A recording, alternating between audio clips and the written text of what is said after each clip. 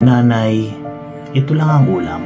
Ulam na natin kaninang umaga to, di ba? Hindi ako kakain kasi hindi ko gusto yung ulam sa lamesa eh. E paano naman kaya yung ibang walang makain?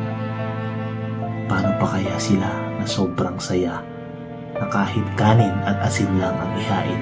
Kayong mga kabataan, bago kayo magreklamo, isipin niyo muna yung mga ibang batang hindi pinalad sa buhay. Napakaswerte nyo dahil hindi nyo dinaranas ang paghihirap nila. Wala namang may kasalanan kung bakit hindi sila pinalad sa buhay. At ikaw naman, medyo nakakaluwag-luwag, pasalamat ka na lang.